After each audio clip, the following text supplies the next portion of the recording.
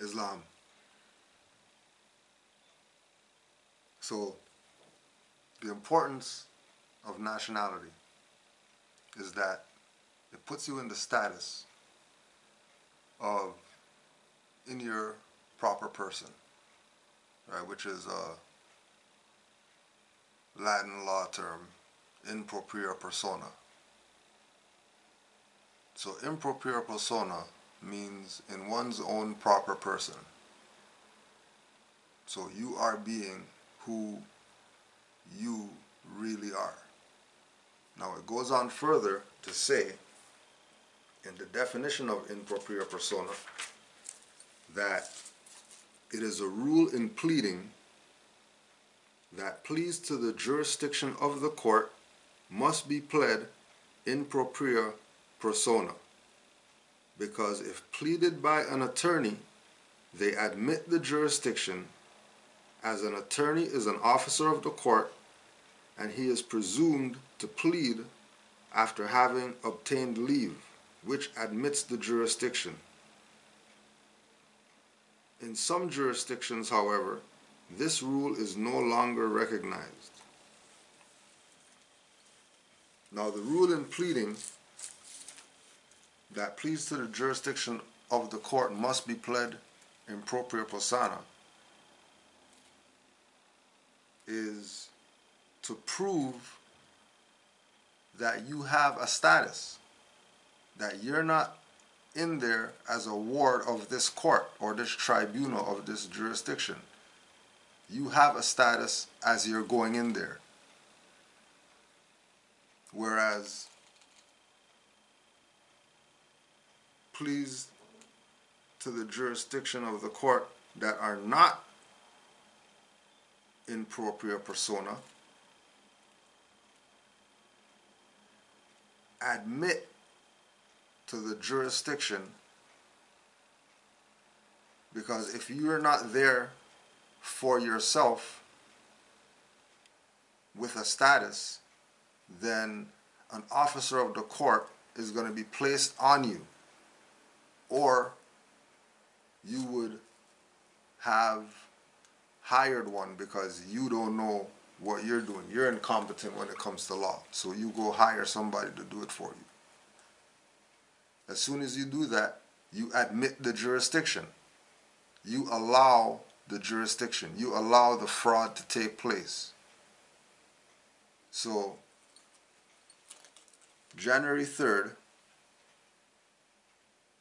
Johnson was notified. This is Philly.com, The Inquirer, Daily News. Johnson was notified of the state investigation in August. In a response that month, Johnson explained that he worked as a school psychologist for the School District of Philadelphia, Chester Upland School District, and various charter schools, which required certifications as a school psychologist but not a state license to practice psychology. Right? So he's only a certified psychologist. Right? He's a certified psychologist. He's not a quote-unquote state-sanctioned psychologist, which is what his defense is. Right? His hearing has been scheduled for this coming Monday, January 8th, 2018, as well as Noble Drew Ali's solar return. But a Department of State spokeswoman said the hearing will be rescheduled because Johnson's lawyer requested a continuance. Johnson refused to answer a reporter's questions. In brief comments, he said he was tired of the despicable coverage of him from mainstream media. So his lawyer, because remember, since he's not in propria persona, the court has jurisdiction because he has a lawyer. And as soon as you have a lawyer, that means you're incompetent and you can't handle your own affairs. So how are you expecting these people to handle yours?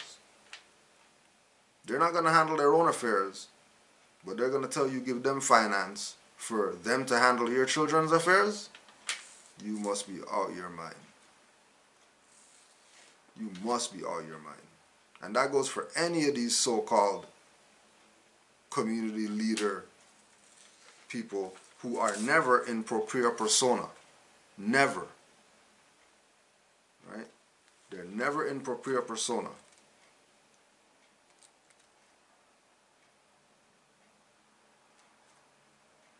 Never. Right? So he asks for a continuance. Continuance. The adjournment or postponement of an action pending in a court to a subsequent day of the same or another term. Also, the entry of a continuance made upon the record of the court for the purpose of formally evidencing the postponement or of connecting the parts of the record so as to make one continuous whole. So the adjournment or postponement of an action. So he went out and got a lawyer who knows the legalese,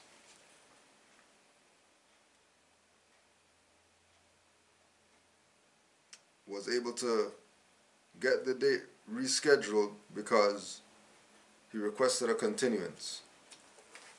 And again, the continuance add-on is, it is also the entry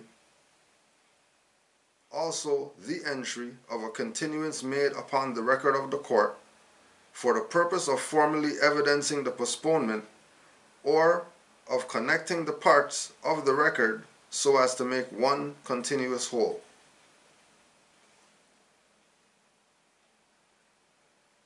In order to do that, he had to get a lawyer, which means he had to take himself out of being someone who can handle his own affairs and be under the jurisdiction of the officer of the court, which, if the lawyer who he hired is an officer of the court, then that means they work for the court. And if they work for the court, but you hired them, but they work for the court, clearly that's a conflict of interest.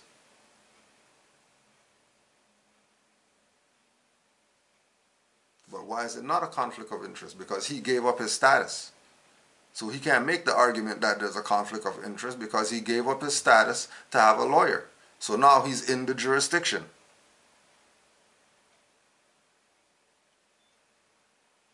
He's inside the jurisdiction now. Whereas, if he was not into his ego, he would have talked to his Moorish elders, he would have got with some Moors who've already been through these processes with boards of whoever, or child services, whoever, right? He would have found out about how to put his nationality on the record when he goes there, right? And what he would have did was went in there and got it adjourned himself because that's his prophet's birthday. And I have a right, I have a religious right. And we have all the proclamations from all the mayors to show that everybody knows who Noble Drew Ali is, and Noble Drew Ali Week starts at January 8th. Thank you, Mr. President. On behalf of the Republicans, there are no requests for leave of absence. Chair, thanks to the gentleman. At this time, I would like to dispense with the regular order of business, and I would like to welcome and thank everyone who has come down today to witness their government in action. We hope that your stay here today is a pleasurable one, so much so that you come back again. Again, thank you so much for being here.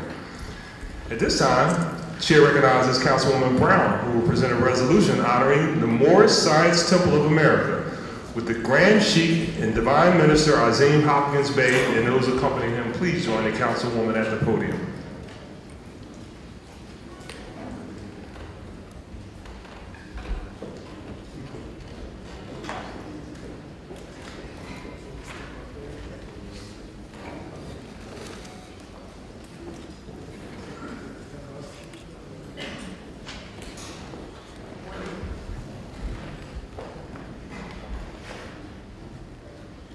colleagues and guests, Mr. President, it gives me great pleasure to present this resolution on behalf of my colleague, Councilwoman Marion Tasco, wherein we will be honoring the Moorish Science Temple of America on its 100th anniversary.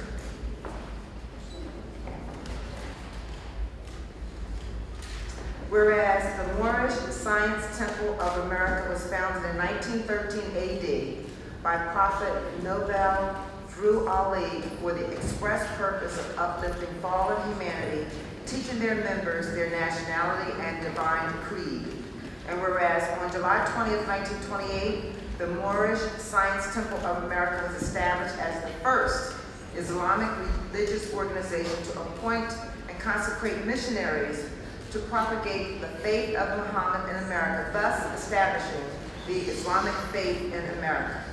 And whereas the object of the Moorish Science Temple of America is to help in the great program of teaching those things necessary to make their members better citizens and to rebuild on human needs by dispensing charity and by providing for the mutual assistance of its members in times of distress. And whereas the Moorish Science Temple of America is a divine and national movement dedicated to the purpose of elevating the moral, social, and economic status of its community through the implementation of the specific grand principles of love, truth, peace, freedom, and justice. And whereas the Moorish Science Temple of America, Temple number 11, has existed within the Commonwealth of Pennsylvania and the city of Philadelphia since August 3rd, 1928, and has been faithfully serving and meeting the needs of this community for over 7 decades. Now therefore be resolved by the Council of the City of Philadelphia that we hereby honor and recognize the Moorish Science Temple of America on its 100th anniversary. Further resolved that an engrossed copy of this resolution be presented to the representatives here this morning of the Moorish Science Temple of America as evidence of the sincere sentiments of this legislative body. Introduced by Councilwoman Marion Tasco and supported by all members of the Philadelphia City Council. Congratulations.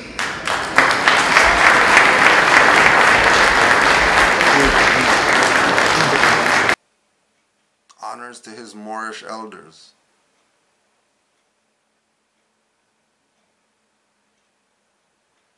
We're letting you know the game.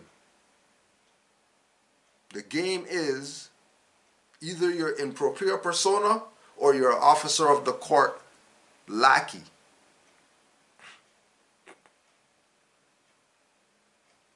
Right? Keep in mind the jurisdiction, officer of the court. Once you are begging the officer of the court for something, once you're begging the officer of the court, once you're going and hiring them, once you're saying, I'm not competent, so can you help me, officer of the court, deal with this situation that I'm dealing with? You have no standing to say you're liberating somebody out here. You have no standing to say that you helped any children. You have no standing to say that nothing, zero. And don't even bring up the Moors on part in the interjection who went to the Child Services Tribunal and they had a lawyer, so how come you're not talking about that? Well, let's talk about that. Why did they have a lawyer? Because those were court appointed to them. But they didn't hire them. They didn't go out and pay to have that individual represent them. They are part of the court. If anybody comes in there, protocol, they're getting a lawyer. So opposed to taking the lawyer, the Moors said no. We'll put our status on the record, put our stance on the record, and then these so-called court-appointed lawyers ended up working for the Moors. And remember, the judge even said that they are the ones, the parents are the ones that got their children back. It wasn't the goddamn lawyer.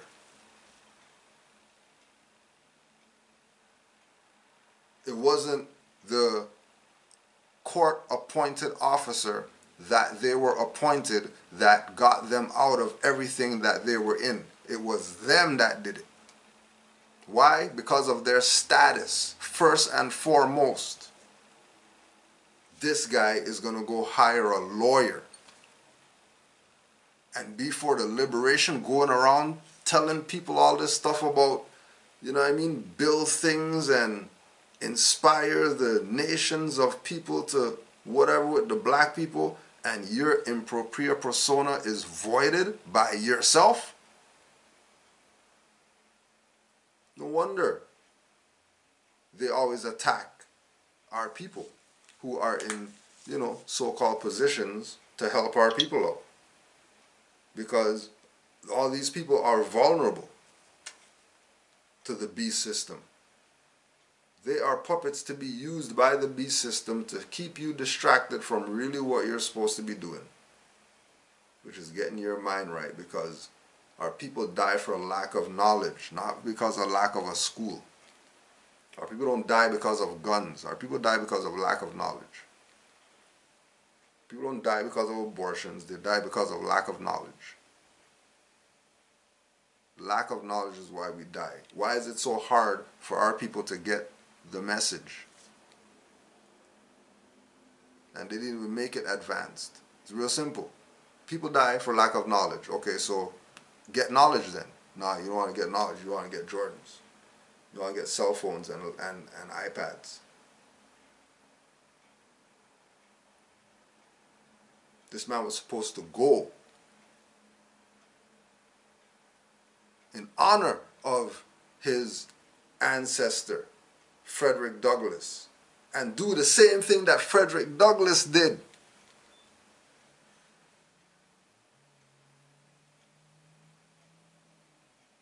How come they're not talking about Frederick Douglass and how he took a freedman's papers and used a freedman's papers that wasn't his own, took somebody else's freedman papers, impersonated a Moor. Frederick Douglass impersonated a Moor to get out of slavery. A freedman papers that says, I'm a free man, I'm not a slave, don't bother me, don't even, whatever, his nationality paperwork, is what Frederick Douglass used to get out of slavery. But they're not going to talk about that, though. Collected Articles of Frederick Douglass. Article 1, My Escape from Slavery, from the Century Illustrated Magazine, November 1881. In the first narrative of my experience in slavery, written nearly 40 years ago, and in various writings since, I have given the public what I considered very good reasons for withholding the manner of my escape. In substance, these reasons were, first, that such publication at any time during the existence of slavery might be used by the master against the slave, and prevent the future escape of any who might adopt the same means that I did. The second reason was, if possible, still more binding to silence. The publication of details would certainly have put in peril the persons and property of those who assisted. Murder itself was not more sternly and certainly punished in the state of Maryland than that of aiding and abetting the escape of a slave.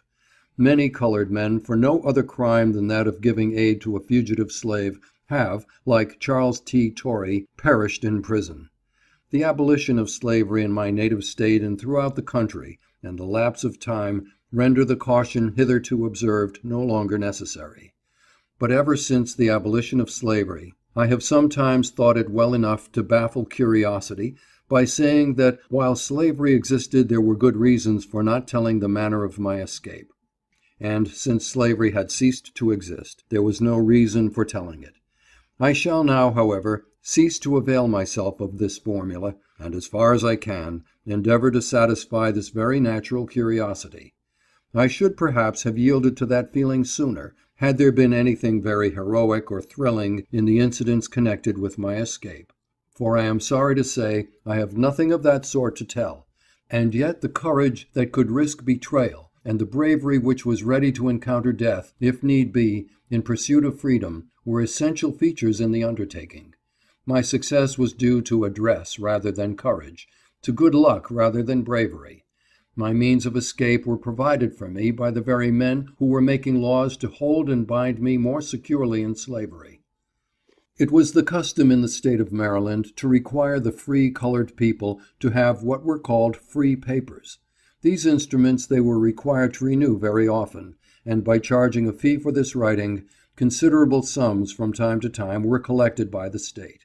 In these papers the name, age, color, height, and form of the free man were described, together with any scars or other marks upon his person which could assist in his identification.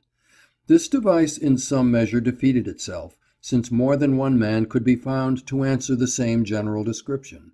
Hence many slaves could escape by personating the owner of one set of papers, and this was often done as follows. A slave, nearly or sufficiently answering the description set forth in the papers, would borrow or hire them, till by means of them he could escape to a free state, and then, by mail or otherwise, would return them to the owner. The operation was a hazardous one for the lender as well as for the borrower. A failure on the part of the fugitive to send back the papers would imperil his benefactor, and the discovery of the papers in possession of the wrong man would imperil both the fugitive and his friend. It was, therefore, an act of supreme trust on the part of a free man of color thus to put in jeopardy his own liberty, that another might be free. It was, however, not unfrequently bravely done, and was seldom discovered. I was not so fortunate as to resemble any of my free acquaintances sufficiently to answer the description of their papers, but I had a friend, a sailor, who owned a sailor's protection, which answered somewhat the purpose of free papers, describing his person, and certifying to the fact that he was a free American sailor. The instrument had at its head the American eagle, which gave it the appearance at once of an authorized document. This protection, when in my hands, did not describe its bearer very accurately. Indeed, it called for a man much darker than myself, and close examination of it would have caused my arrest at the start. In order to avoid this fatal scrutiny on the part of railroad officials, I arranged with Isaac Rolls, a Baltimore hackman, to bring my baggage to the Philadelphia train just on the moment of starting, and jumped upon the car myself when the train was in motion. Had I gone into the station and offered to purchase a ticket, I should have been instantly and carefully examined, and undoubtedly arrested. In choosing this plan, I considered the jostle of the train and the natural haste of the conductor in a train crowded with passengers, and relied upon my skill and address in playing the sailor, as described in my protection, to do the rest. One element in my favor was the kind feeling which prevailed in Baltimore and other seaports at the time toward those who go down to the sea in ships. Free trade and sailors' rights just then expressed the sentiment of the country. In my clothing I was rigged out in sailor style. I had on a red shirt and a tarpaulin hat, and a black cravat tied in sailor fashion carelessly and loosely about my neck. My knowledge of ships and sailors' talk came much to my assistance, for I knew a ship from stem to stern, and from keelson to crosstrees, and could talk sailor like an old salt. I was well on the way to Havre de Grace before the conductor came into the negro car to collect tickets and examine the papers of his black passengers. This was a critical moment in the drama. My whole future depended upon the decision of this conductor. Agitated though I was while this ceremony was proceeding, still, externally at least, I was apparently calm and self-possessed. He went on with his duty, examining several colored passengers before reaching me. He was somewhat harsh in tone and peremptory in manner until he reached me, when, strange enough, and to my surprise and relief, his whole manner changed. Seeing that I did not readily produce my free papers, as the other colored persons in the car had done, he said to me, in friendly contrast with his bearing toward the others, "I suppose you have free papers?" To which I answered, "No, sir. I never carry my free papers to sea with me." "But you have something to show that you are a free man, haven't you?" "Yes, sir," I answered. "I have a paper with the American eagle on it, and that will carry me around the world." With this I drew from my deep sailor's pocket my seaman's protection, as before described. The merest glance at the paper satisfied him, and he took my fare and went on about his business. Remember, if they're not impropria persona, then they are slaves to the officer of the court. Real simple. Right? Sister Raj just messaged me.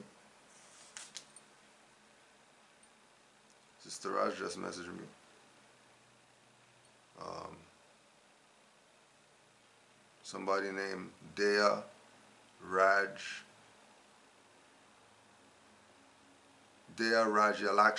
L. Dea Rajalakshmi L. Excuse the pronunciation. Now this is the first I've seen. Have you discovered what the number on the Zodiac Constitution and some of the affidavits for name change on RV Bay publications starts with the letter A? Then Jaime Bay posted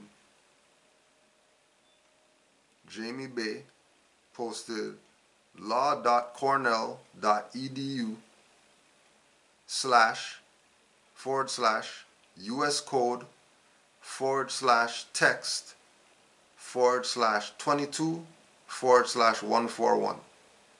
cornell.edu/US code/text/22/141.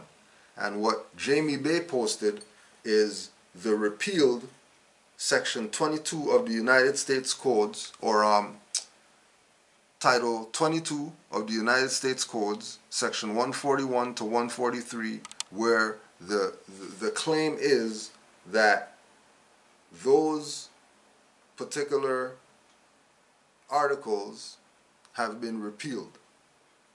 Right? Now let's just go look. Repealed, since we're dealing with law, right? And all the definitions that you're hearing us reading is from the Law Dictionary.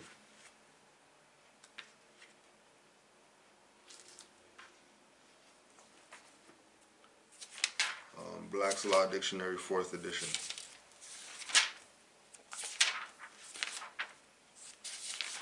Right, so their claim is that these articles were repealed.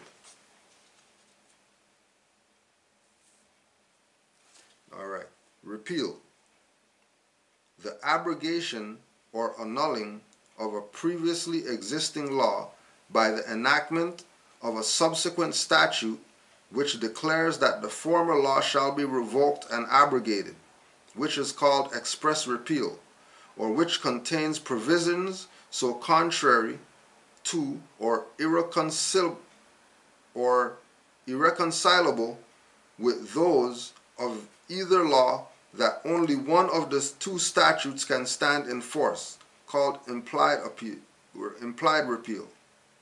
Repeal of a law means its complete abrogation by the enactment of a subsequent statute, whereas the amendment of a statute means an alteration in the law already existing, leaving some part of the original still standing. So it's an abrogation. It's an annulling. It's a declaration that a former law shall be revoked and abrogated.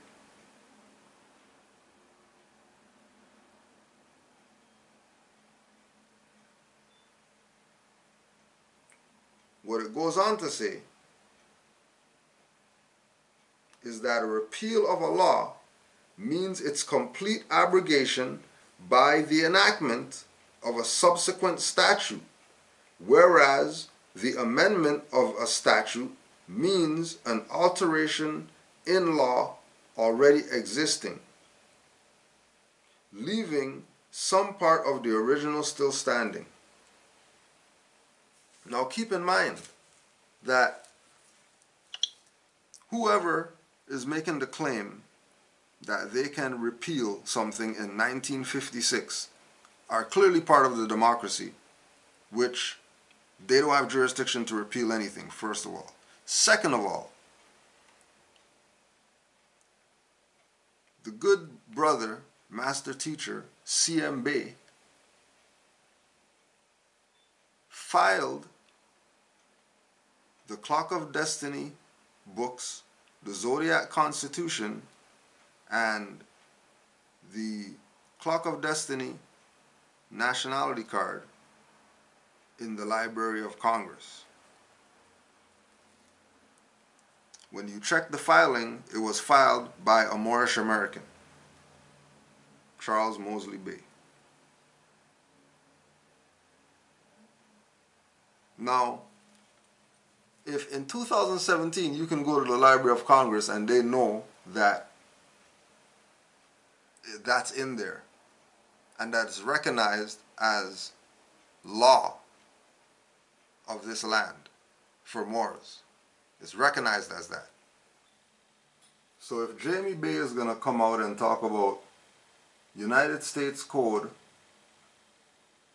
22, Section 141 and 143 has been repealed August 1st, 1956. Clearly he's not down with nationality and birthrights. He's part of the Inquisition organization. Clearly. Because there's no way some U.S. corporation is repealing what a Moor filed in the Library of Congress as law. They might be able to repeal their little U.S. codes BS, but they can't repeal what the Aboriginal indigenous Moors put on the record here, because as we know, this is our vast estate. Right? And then Jonathan Davis, another one of these dirty Moors out here, who again, not in propria persona, but talking about Moors, talking about RV Bay publications. Shut the hell up. You don't even have a status. You're not in propria persona. You're not in propria persona. You're civil liter mortus. Why are you talking about RV Bay publications and you're civil liter mortus? RV Bay publications is regarded as a domestic terrorist organization. Leave that ish alone, sis. Right? You're going to call RV Bay publication domestic terrorists, but you're not going to talk about the Democracy Force terrorists. You're not going to talk about the terrorists that's killing our brothers and sisters in the street under the guise of being some type of law enforcement. You're not going to talk about those terrorists. You're not going to talk about the terrorists known as the Inquisition Revenue Services, but you're going to post SS4 forms which come from the Inquisition Revenue Services. So you're working with the revenue services, pushing their protocols, pushing their forms, pushing their processes for people who are Moors that are unconscious to go that route instead of going the RV Bay route, which is going to free them. You're putting them back in slavery with contracts through the IRS having them filling out SS4 forms. Talking about setting up tribal trusts. How are you setting up tribal trusts and you're a national? What the hell are you talking about tribal trust when you're a national? Why would a national have a tribal trust? But these people don't want to be nationals. They want to be wards. They want to be wards. That's why we say Canaanland Moors membership form, not application form. Because if you're applying, you're a beggar. You want pardons and BS like that. Moors aren't beggars. We're independent, upright.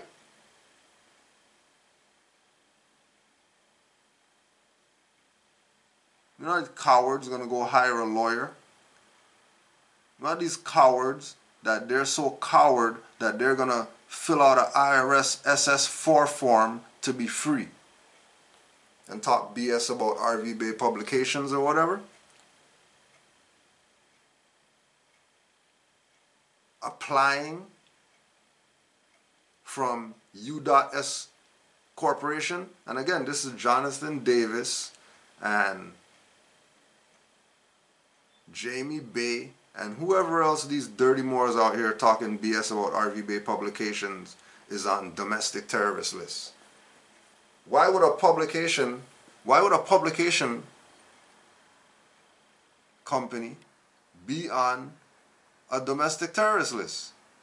For what? What's domestic terrorist about literature? That's how you know these people are stupid. What is terrorists? Oh, let's see if let's look up. Let's see what a domestic terrorist is. Because these people making all these big claims, right? They never point you to a page of anything, right? Never. They never point you to a page of something. Right? Never.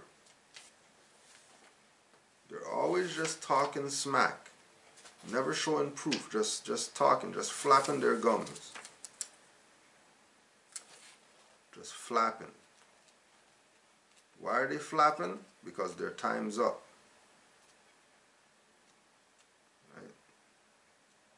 They thought they would have been able to continue their game, but it's wake up time now. People aren't stupid anymore. So when we go to the law dictionary and we look up terrorists, it's not even in here, but terror is in here. So let's look up, let's see what terror is. Terror, alarm. What on RV Bay Publications causes alarm? Please identify all the things, point form. Fright, dread, the state of mind induced by the apprehension of hurt from some hostile or threatening event or manifestation, fear caused by the appearance of danger, and an indictment for riot, it must be charged that the acts done were to the terror of the people. So what's terrorizing about RV Bay Publications? Just list all the things. We just want to know so we can have a record of what is alarming and frightful and dread on RV Bay Publications so we could remove it from the site. You know, if that's what your claim is, right? And then there's no domestic terrorists or nothing like that, but there is domestic. Domestic. A domestic or in-full domestic servant is a servant who resides in the same house with the master. The term does not extend to workmen or laborers employed out of doors. The term is sometimes extended, however, to include servants who did not reside in the same house as the master. Domestic, that was noun. Domestic, adjective, pertaining, belonging, or relating to a home, a domicile, or place of birth, origin, creation, transaction. So, to say that RV Bay Publications is on a domestic terrorist list, you probably should show the list. So we're putting a call out there for all these frauds talking BS about, you know, RV Bay Publications is on a terrorist list. Please produce the terrorist list. We just want to see. I haven't seen any terrorist list, but I'm just interested in seeing. Right? And this is a quote from Mother Rasmariah Bay. Now they are on Facebook saying we are on domestic terrorist lists. This is getting beyond scandalous. A Jonathan Davis, no title, and stupid followers. He is telling them to create a trust with U.S. a corpse, yet they accuse us of putting people's stuff in a trust which we do not even have or do. So they're convincing you about all this create a trust, put your whatever in a trust, but it's tied to the U.S. corporation. Wouldn't that mean that these people are treasonous masters of treason? Because they claim to be Moors, but they're doing everything contrary to what they should be doing as Moors. So remember, if they're not in propria persona, this is a message to anybody willing to listen. If they are not in propria persona, they are civiliter mortuus. If they are civiliter mortuus, or civilly dead, or have no standing at law, that means they are a ward. And if they are a ward, that means they are not your brother or sister. Because they can be easily manipulated to put you in a state of confusion instead of on the right path to your liberation. Which starts with mind, not getting some reparations or whatever. Keep in mind, Moors, we got this. Anybody else who's playing they're not Moors or against Moors or have an opportunity to put their Moor status on the record and they yield or they void themselves or they abandon, they're on their own after that. Because you shouldn't be a coward when it comes to your birthrights and your nationality. You shouldn't be a coward when it comes to your culture. And to hire a lawyer to willingly be in civiliter mortuus and talk BS about people who are in full life or in propria persona and have nothing to say to the real domestic terrorists, have nothing to say to the real people who are committing fraud, have nothing to say to the real people who are causing confusion, proves that many work for the other side but claim they're working with the people.